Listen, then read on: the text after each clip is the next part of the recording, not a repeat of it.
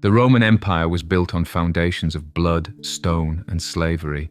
At its height, millions of men, women, and children across Italy and the provinces lived not as citizens, not even as free people, but as property.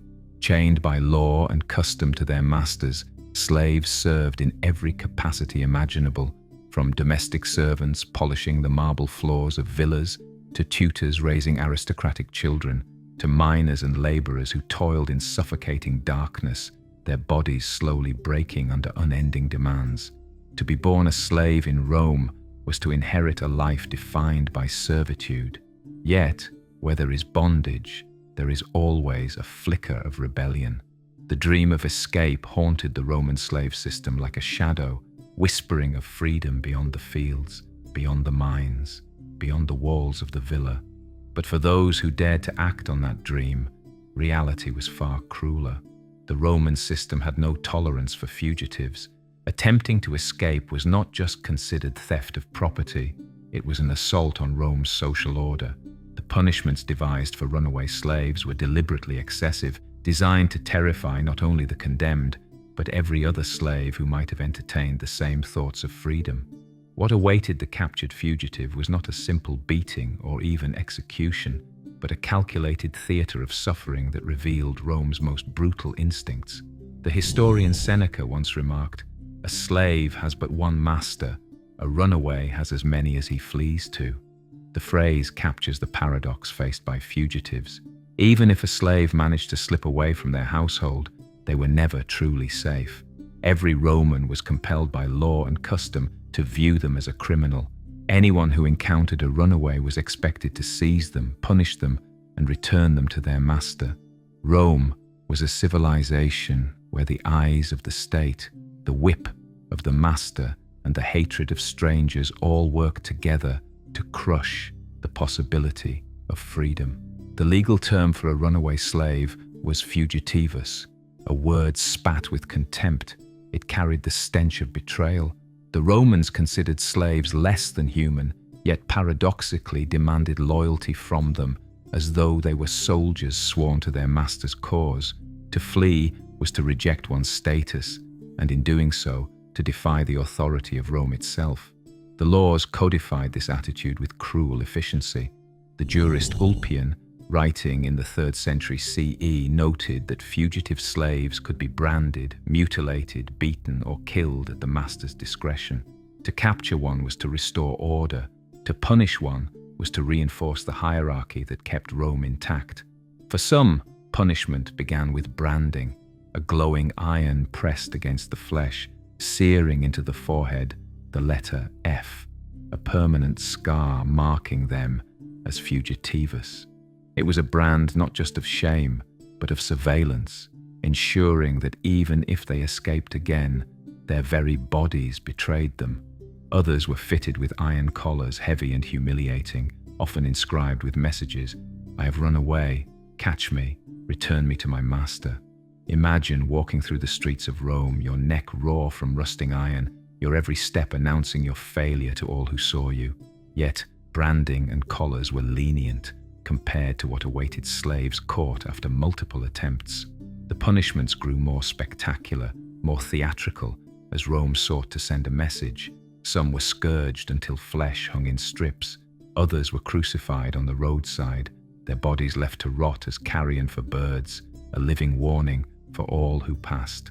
The historian Josephus recounts how, during times of unrest, Roman governors lined entire highways with crucified fugitives. Their suffering turned into macabre milestones on Rome's imperial roads. For slaves who fled in groups or joined rebellions, the punishments reached terrifying extremes.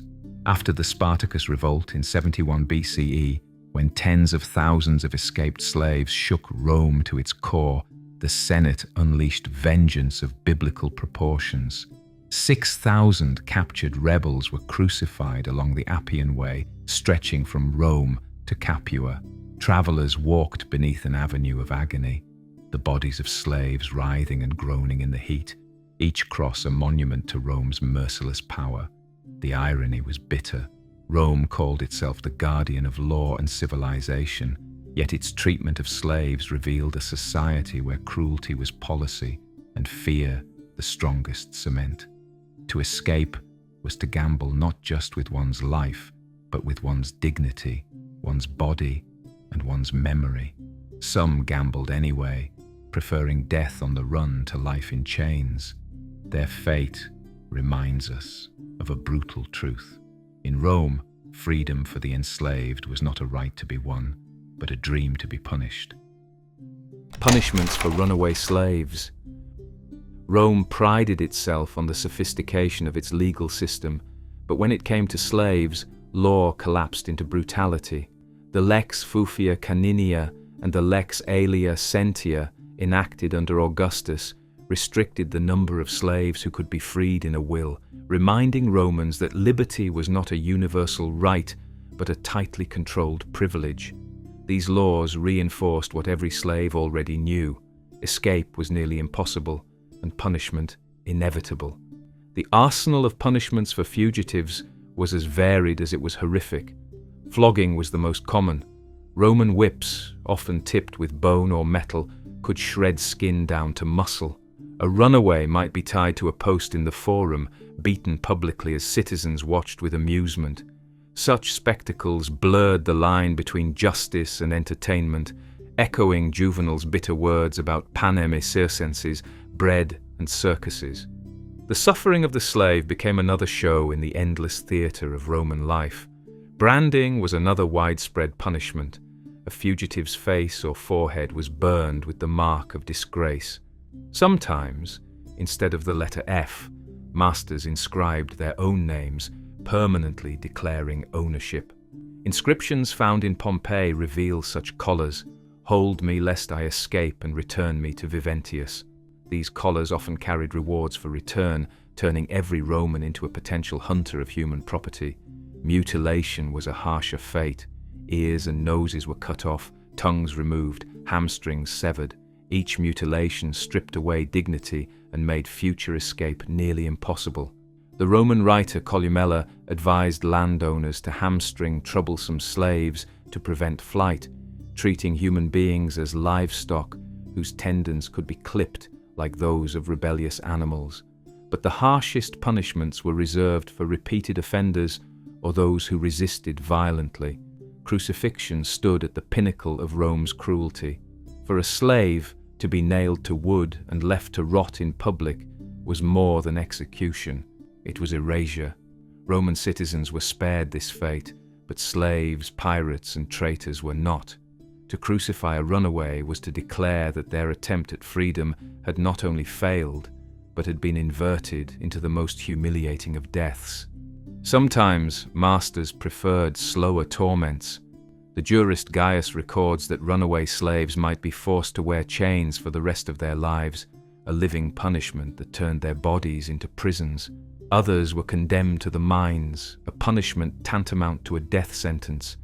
The Roman mines were pits of unending labor, darkness, and despair. No one sentenced to the mines ever returned alive. To send a runaway, there was to bury them alive in stone. The cruelty extended to collective punishments. Roman law held slaves collectively responsible for the acts of their fellows. If one slave escaped, others might be tortured for information. In 61 BCE, when the slave of a praetor murdered his master, every slave in the household, over 400 men and women, was executed, though most were innocent. Tacitus, who recounts the event, admits even some senators were disturbed by the severity. Yet the principle was clear: slaves existed not as individuals, but as a mass of property bound by fear. The punishment of fugitives thus reveals Rome's philosophy. Freedom for slaves was not merely denied, it was punished with disproportionate cruelty. Every lash, every brand, every cross carried a message that echoed across the empire. Rome was eternal, slaves were not. Escaped slaves and their fate. If Roman law threatened runaways with scourging, branding, and crucifixion, Roman history provided bloody proof that these were not empty threats. Scattered across the centuries are stories of fugitives, some individuals, some entire armies of slaves who tried to seize freedom only to meet Rome's full measure of vengeance. These examples illustrate not only the punishments themselves, but also how Rome used spectacle and memory to transform slave suffering into a lesson for the ages. Perhaps the most infamous case of collective punishment for escaped slaves came at the end of the Third Servile War, led by Spartacus, a Thracian gladiator who had himself once been enslaved. Tens of thousands of slaves poured out of gladiatorial schools and farms in open revolt. They carved victories against Roman armies, raided towns, and for a brief moment made Rome tremble. But when Marcus Licinius Crassus finally crushed the rebellion in 71 BCE, Rome demonstrated the price of defiance. 6,000 captured rebels were crucified along the Appian Way, the main road leading south from Rome to Capua. Ancient sources tell us that each crucifixion was spaced so that for miles upon miles, travelers walked beneath an unbroken line of crosses, bodies twisted in agony for days before death came. The stench of blood, sweat, and decay filled the air. The sheer number of victims made this more than punishment. It was performance. Each crucifix was a monument to Rome's dominance. For generations afterward, the Appian Way crucifixions were remembered not only as the end of Spartacus's rebellion, but as a demonstration of how utterly hopeless it was for slaves to challenge Rome. The lesson was clear. Freedom sought through rebellion led only to torture, humiliation, and death. Not all fugitives led armies. Most were individuals who tried quietly to slip away, hoping to vanish into the countryside or disguise themselves in the anonymity of Rome's sprawling slums. Yet their punishments could be just as cruel. Inscriptions discovered on slave collars from Pompeii and other sites reveal chilling examples. One collar reads, "I am the slave of Lucius. I have run away. Hold me. If you return me to my master, you will receive a reward." Archaeologists have unearthed several such iron collars, often weighing several kilograms, designed to be impossible to remove without tools. A runaway who had once tried to flee might be forced to wear one permanently, its inscription announcing his failure. These collars functioned as moving billboards of shame, stripping away any chance of dignity. And for some, the humiliation was even more permanent, branding the forehead with the letters FUG, short for fugitivus. The Roman satirist Martial even mocked such slaves in his epigrams, ridiculing their disfigurement. To Roman audiences, these marks were not tragedies, but comic material, proof of how dehumanized slaves had become. For the slave himself, however, the brand was a life sentence, a mark that declared to all, "I am a fugitive, I am property, I am failure." Another common fate for captured fugitives was damnatio ad metalla, condemnation to the mines. These mines, spread across Spain, Gaul, and Dacia, devoured human lives. Conditions underground were suffocating, pitch black, and unrelenting. Prisoners worked chained in gangs, hacking at rock until their bodies gave out. Food was scarce, punishment constant. Few lasted more than a year. Pliny the Elder describes the Spanish silver mines as places where men wasted away in gloom and chains, their lives shorter than the tools they wield. To be sent there as a fugitive was a slow execution, one in which a man might continue breathing, but in reality was already dead. Archaeological remains of mining sites reveal cramped tunnels so narrow that slaves often crawled through them on their stomachs. In these claustrophobic chambers, the idea of escape, once a dream, became laughable. Some fugitives found their punishment transformed into a cruel kind of career, the gladiatorial arena. A runaway caught might be condemned to the games, forced to fight beasts or other men for the entertainment of Roman crowds.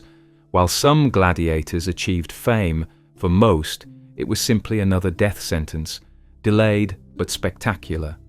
The historian Suetonius describes how Emperor Caligula delighted in forcing fugitives to fight wild animals in mock hunts, calling it a punishment that combined justice with amusement. To the Roman audience, the sight of a runaway slave torn apart by lions was not tragedy, but catharsis, a reaffirmation of social order dressed in the costume of entertainment. What unites these examples, from the branded fugitive to the crucified rebel, is how Rome turned punishment into memory. Each runaway's fate was magnified, exaggerated, and retold until it became a cultural warning. Parents pointed to the Appian Way crucifixions when teaching obedience. Masters ordered collars inscribed not just to identify slaves, but to terrify others into compliance. Tacitus, Suetonius, Josephus all preserved these stories not only as history, but as morality plays for their readers. The fugitive slave thus lived a double death, first in the punishment of their body, and second in the way their suffering was transformed into an eternal reminder of Rome's power. To attempt escape was to gamble not just with life, but with legacy. The spectacle of slave punishment in public arenas. If Roman society had one defining characteristic, it was its ability to transform violence into spectacle. War was celebrated in triumphal processions, executions were staged in amphitheaters, and the suffering of slaves became a form of civic entertainment. For runaway slaves, punishment was rarely private. Rome wanted more than obedience. It wanted to display domination, and nowhere was this more visible than in the public arenas where justice and theatre merged into a single terrifying show. The Romans believed that punishment worked best when it was seen. The jurist Ulpian wrote that penalties should be carried out in the eyes of all, for what deters one may terrify many. This philosophy turned the fate of fugitives into public warnings. A runaway might be whipped not in the privacy of a courtyard, but in the bustling forum, where merchants sold goods and children played. The cries of the condemned mingled with the chatter of everyday life, reminding all that Rome's order rested on chains and fear. But the forum was only the beginning. When Rome wanted to make an example, it moved punishment into its greatest theatres, the amphitheatres and circuses where tens of thousands gathered. The condemned were no longer individuals, but actors in a deadly performance designed to satisfy both justice and entertainment. Among the most dreaded fates for runaway slaves was damnatio ad bestias, condemnation to wild beasts. This punishment, usually reserved for criminals, traitors, and troublesome slaves, transformed execution into spectacle. Picture the scene in the Colosseum. The gates creak open, and a fugitive slave, stripped and trembling, is shoved into the arena. The crowd roars as a lion, starved for days, emerges from the opposite gate. The slave has no weapons, no chance of survival. His frantic attempts to flee are met with laughter, his screams drowned beneath the roar of the crowd. For the Romans, this was justice made visible. The slave who tried to escape the order of society now faced nature itself as an executioner. Cassius Dio tells us that such executions were often staged as mythological reenactments. A slave cast as Orpheus might be torn apart by animals, his music mocked by the howls of beasts. The cruelty was intentional, the symbolism thick. Runaways were not only punished, they were humiliated, transformed into grotesque theatre that reaffirmed Roman dominance. Even more infamous was crucifixion. Though slaves might be crucified in private as punishment, Rome often staged these executions in full view of the public. Crucifixions lined roads leading into cities, ensuring that anyone entering Roman territory passed beneath a gallery of human suffering. For runaway slaves, crucifixion carried particular symbolism. To attempt escape was to seek freedom. To die nailed to wood was to experience the most degrading denial of liberty imaginable. Your body stretched, immobilized, and displayed until death, freedom inverted into eternal bondage. It is tempting to think of these punishments as grim necessities, but the truth is darker. Romans enjoyed them. The crowd laughed as fugitives ran from bears, cheered as bodies writhed on crosses, and applauded as lions tore flesh. Executions were scheduled alongside gladiatorial games as part of a full day's entertainment, lighter amusements in the morning, executions at midday, and gladiator duels in the afternoon. The philosopher Seneca lamented this, writing that he returned from the arena more greedy, more ambitious, more cruel and inhuman. Yet even he went, drawn by the spectacle. To Romans, the suffering of slaves was not only a warning, but a pleasure, proof of their power and superiority. Sometimes even private masters turned punishment into spectacle. Wealthy Romans might invite guests to witness the flogging or execution of a fugitive slave, turning the household into a stage.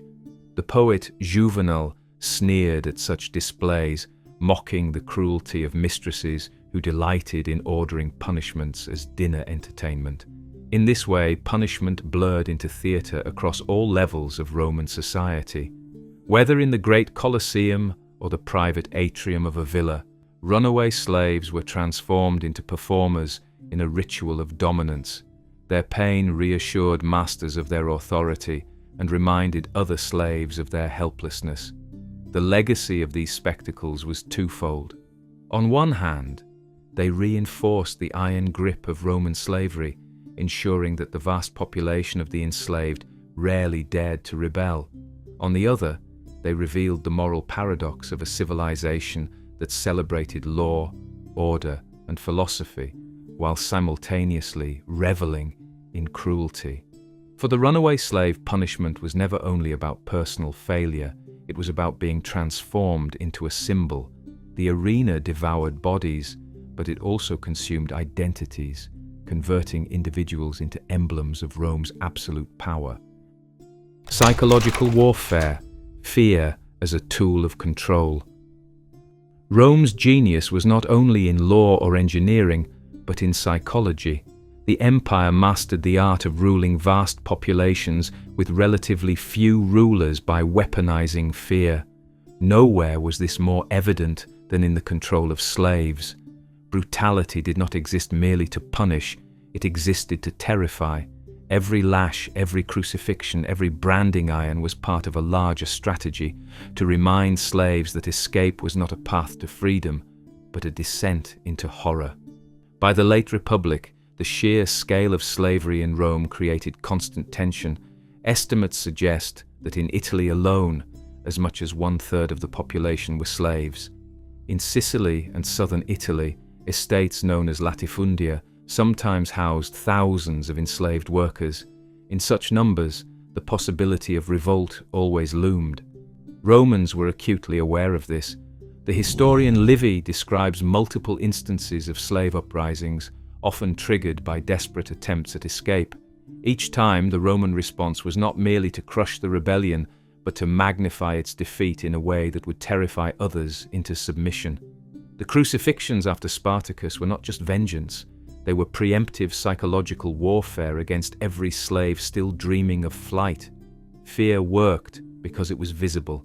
Slaves did not need to read the laws, they only needed to hear the screams of a branded fugitive, or pass by the decaying body of a crucified man on the roadside, or see the iron collar on the neck of a fellow laborer.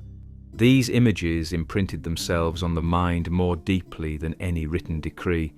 The jurist Seneca noted that fear was the strongest chain. Chains of iron could be broken.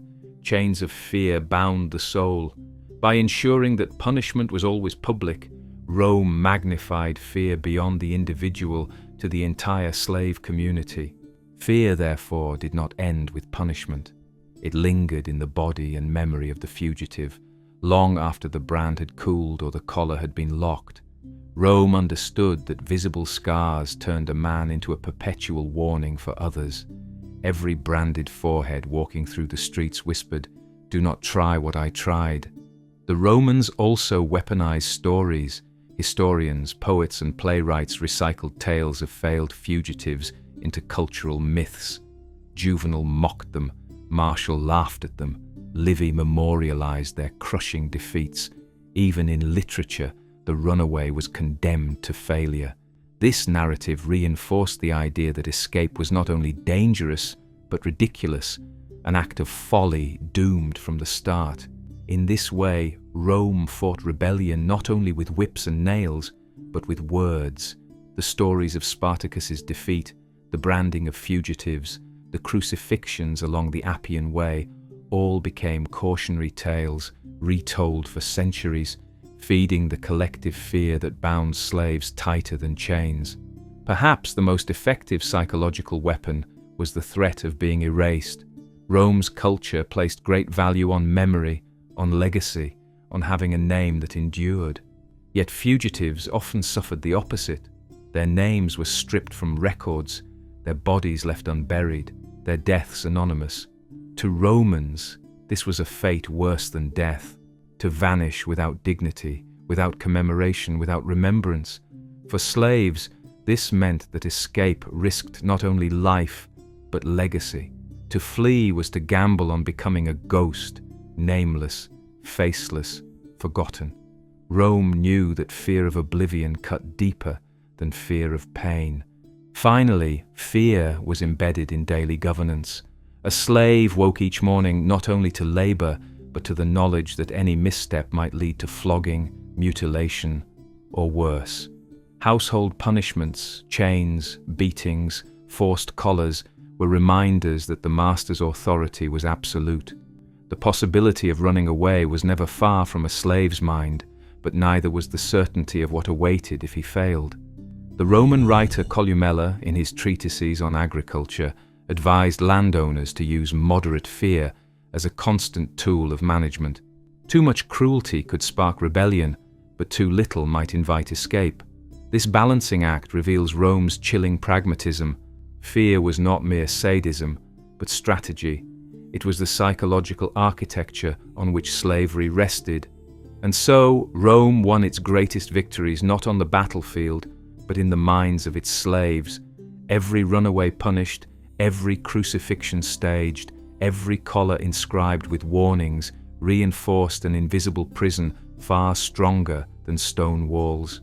Slaves remained in their chains not only because they were shackled, but because terror lived inside them. When we look back at Rome's grandeur, its aqueducts, its legions, its law codes, we must also see this invisible architecture of fear. Without it, the empire could not have endured. The brutal fate of runaway slaves was not a side note in Roman history, it was one of its cornerstones. Rome's legacy of brutality. The story of Rome is often told as one of progress, order, and civilization. Its aqueducts brought water, its roads linked continents, its legions secured peace. But beneath that glittering surface lay the suffering of millions of slaves and the cruel machinery of punishment that kept them in place. For those who tried to escape, the fate was almost always the same: branding, mutilation, crucifixion, or worse. Their bodies became warnings, their suffering transformed into spectacle, their memory rewritten as cautionary tales. Rome's treatment of fugitive slaves reveals the empire's deepest contradiction, its celebration of law and reason alongside its addiction to cruelty and fear. Escape was a dream, but a dream Rome punished more harshly than any crime. The fugitivus was not just a runaway, he was a threat to the social fabric, a reminder that even the most oppressed longed for freedom. Rome answered that longing with iron, fire, and blood. And yet, in remembering their brutal fate, we glimpse something profound. For all Rome's cruelty, the fact that so many slaves still tried to escape reminds us of the resilience of the human spirit. Against impossible odds, in the face of torture and certain death, men and women still chose to run. They chose hope over fear, dignity over chains, freedom over life itself. Rome tried to erase them, but their struggle echoes across the centuries, a whisper from the past that tells us no empire, however powerful, can fully extinguish the desire for freedom.